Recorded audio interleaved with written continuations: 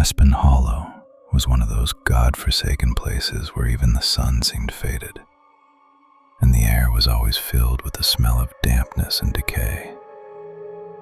No children's laughter was heard here, and rare passers-by hid their faces behind raised coat collars.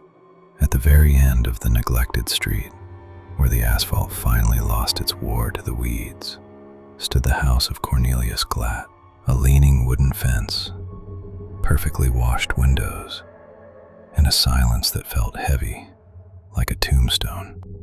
To his few neighbors, Cornelius was a quiet eccentric, a self-taught master who could bring any object back to life. People brought him antique chairs with torn upholstery, broken porcelain figurines, and clocks that had stopped in the last century. He always worked alone, smelling of a mixture of soap, old books, and a faint, sharp scent of formalin. No one knew what actually happened behind the tightly closed shutters of his house, where the light didn't go out until dawn. Patrick arrived in the hollow on a gloomy Tuesday. His sister Elsa had disappeared 3 weeks ago. She was a traveler, loved abandoned places and strange artifacts. The last mark on her digital map pointed exactly to this area. Patrick knew Elsa better than anyone.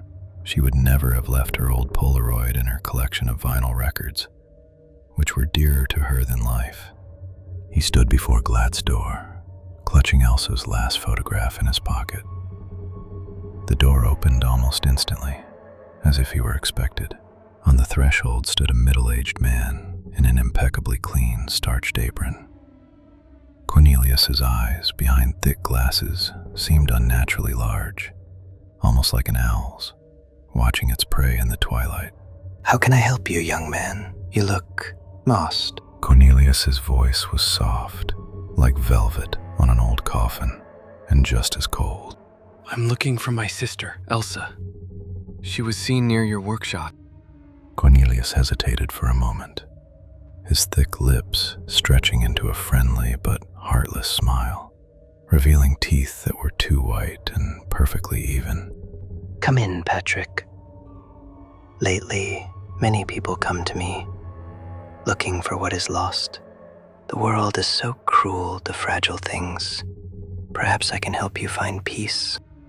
Inside, the house resembled a surreal museum. There was no dust or mess. Everything was in its place, but every object evoked a sense of subconscious dread. Patrick casually touched a lampshade in the hallway. The material was strange, too thin, yellowish, with barely noticeable pores and a pattern resembling a pale lotus tattoo. Patrick jerked his hand away, his skin crawling. "It's a special parchment," Cornelius said softly, appearing behind Patrick's back so silently that he jumped. "A rare craft. I believe that objects should preserve the warmth and memory of those they belong to. Don't you agree?" They went into the living room.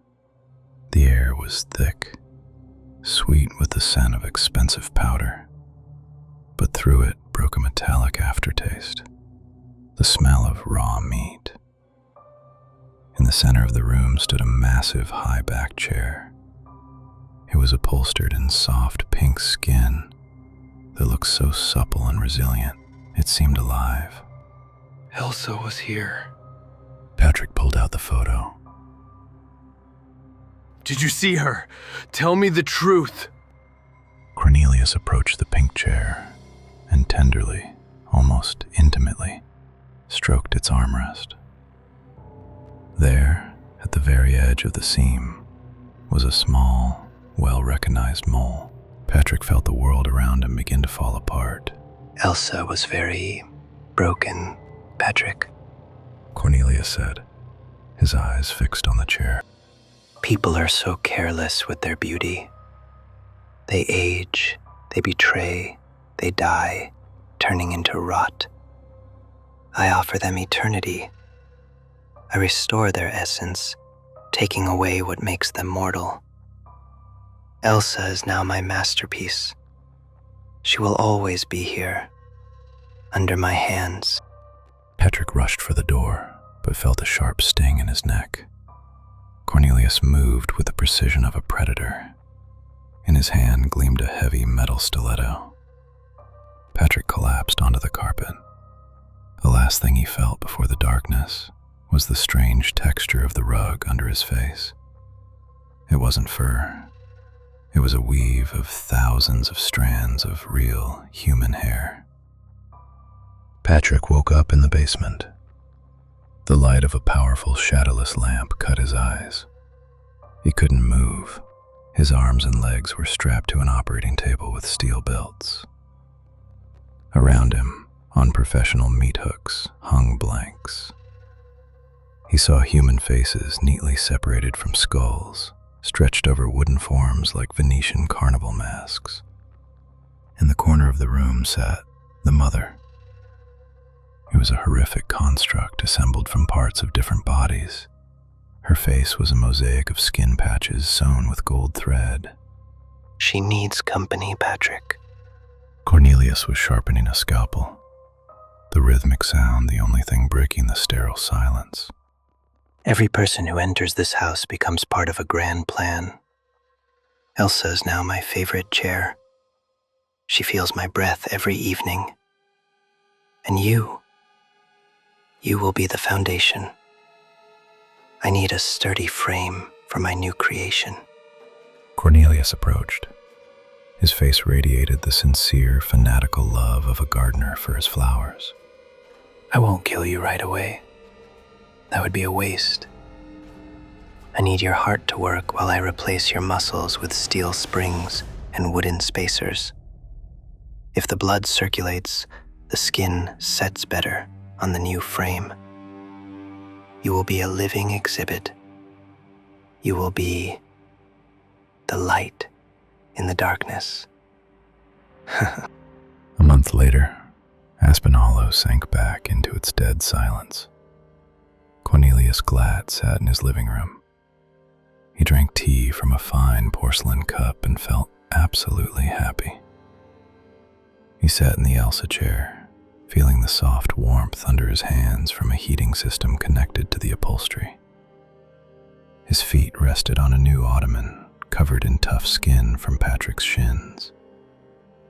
But the true crown of his work was the new floor lamp. It was Patrick. His spine was stretched and fixed with a steel rod driven directly into the vertebrae. His arms were frozen in a raised position, holding a large lampshade with a lotus tattoo.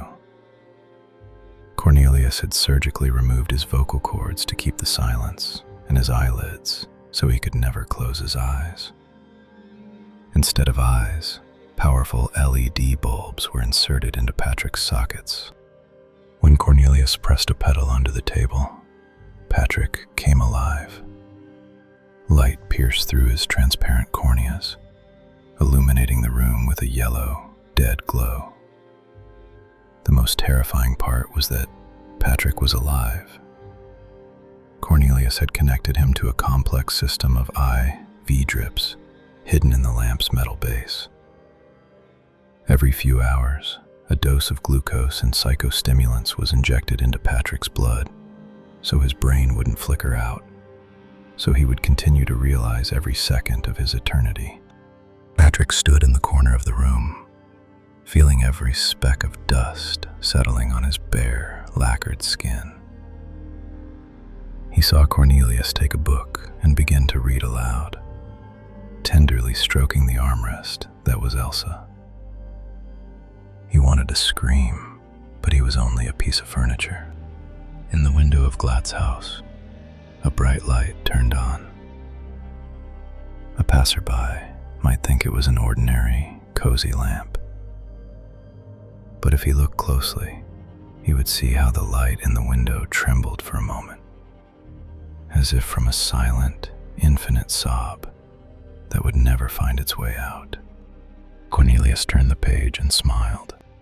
Home is where your loved ones are always close at hand.